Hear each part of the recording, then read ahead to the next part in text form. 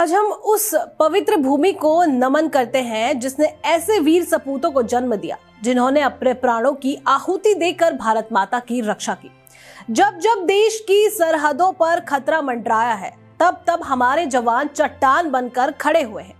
चाहे कारगिल की बर्फ से ढकी ऊंची चोटियां हो या तपते रेगिस्तान की कठिन परिस्थितियां, भारतीय सेना ने हर बार ये साबित किया है कि तिरंगे की शान उनके लिए सबसे ऊपर है। कारगिल युद्ध इसी साहस और बलिदान का सबसे बड़ा उदाहरण है। ये केवल एक युद्ध नहीं था बल्कि हमारे सैनिकों की अटूट देशभक्ति, दृढ़ संकल्प और अदम्य साहस की कहानी थी। ये वो समय था जब हमारे वीर जवानों ने कठिन से कठिन परिस्थितियों में दुश्मन का सामना किया और विजय का परचम लहराया।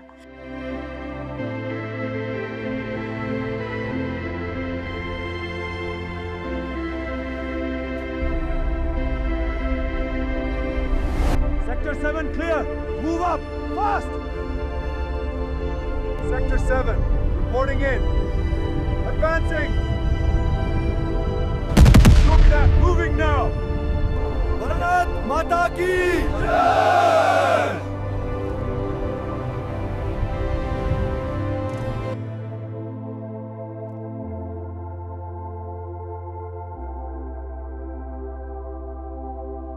इस युद्ध की शुरुआत हुई 3 मई 1999 को और 26 जुलाई 1999 को ये युद्ध समाप्त हुआ। इन लगभग 85 दिनों तक भारतीय सेना ने बर्फीली पहाड़ियों, खतरनाक चट्टानों और कठिन मौसम के बीच दुश्मनों से लड़ाई लड़ी। हमारे जवानों ने न अपनी जान की परवाह की और न ही कठिनाइयों से पीछे हटे। उनका एक ही लक्ष्य था, अपने देश की रक्षा करना। इस युद्ध में भारत के 527 वीर सैनिक शहीद हुए और 1363 सैनिक घायल हुए। वहीं पाकिस्तान के लगभग 700 सैनिक मारे गए। ये आंकड़े केवल संख्या नहीं है बल्कि ये उन बलिदानों की कहानी है जिन्होंने भारत को विजय दिलाई। दरअसल 3 मई 1999 की सुबह भारतीय सेना को जानकारी मिली कि कारगिल क्षेत्र में पाकिस्तानी सैनिक घुसपैठ कर चुके हैं। कुछ स्थानीय चरवाहों ने सेना को इसकी सूचना दी थी। ये खबर बेहद गंभीर थी क्योंकि दुश्मन ने ऊंची पहाड़ियों पर कब्जा कर लिया था। स्थिति को समझने के लिए 5 मई को भारतीय सेना ने एक पेट्रोलिंग टीम भेजी। इस टीम में 15 सैनिक शामिल थे, लेकिन दुर्भाग्य से उनमें से 5 सैनिकों को दुश्मन ने पकड़ लिया और बाद में उनकी हत्या कर दी। उनके शवों के साथ भी अमानवीय व्यवहार किया गया। ये घटना पूरे देश के लिए दर्द और गुस्से का कारण बनी। दुश्मनों की योजना बेहद खतरनाक थी। उनका लक्ष्य लेह श्रीनगर हाईवे पर कब्जा करना था। अगर वे इसमें सफल हो जाते तो लेह का संपर्क देश की बाकी हिस्सों से कट सकता था। ये भारत की सुरक्षा के लिए एक बड़ा खतरा था। स्थिति की गंभीरता को देखते हुए 8 मई 1999 को भारतीय सेना ने घुसपैठियों को हटाने के लिए ऑपरेशन विजय शुरू किया। यह अभियान भारत की रक्षा के लिए एक निर्णायक कदम था। 9 और 10 मई तक यह साफ हो गया था कि पाकिस्तानी सैनिक द्रास, काकसर और बटालिक जैसे कई क्षेत्रों में घुसपैठ कर चुके हैं और ऊंची चोटियों पर मजबूत स्थिति बना चुके हैं। उन्होंने भारतीय सेना के ठिकानों पर भारी गोलीबारी भी शुरू कर दी। इसके बाद भारतीय सेना ने अपनी ताकत बढ़ाई और बड़ी संख्या में सैनिकों को कारगिल भेजा गया। सेना ने हर हाल में दुश्मनों को पीछे हटाने का संकल्प लिया। 26 मई 1999 को भारतीय वायुसेना भी इस युद्ध में शामिल हुई और ऑपरेशन सफेद सागर शुरू किया गया।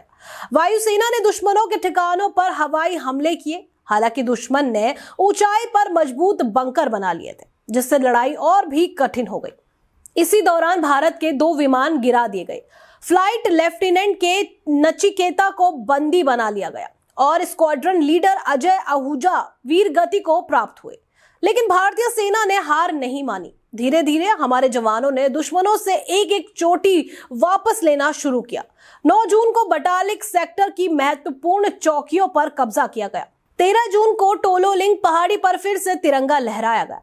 ये भारतीय सेना की एक बड़ी जीत थी। इसके बाद सेना ने और भी कठिन मिशनों को अंजाम दिया।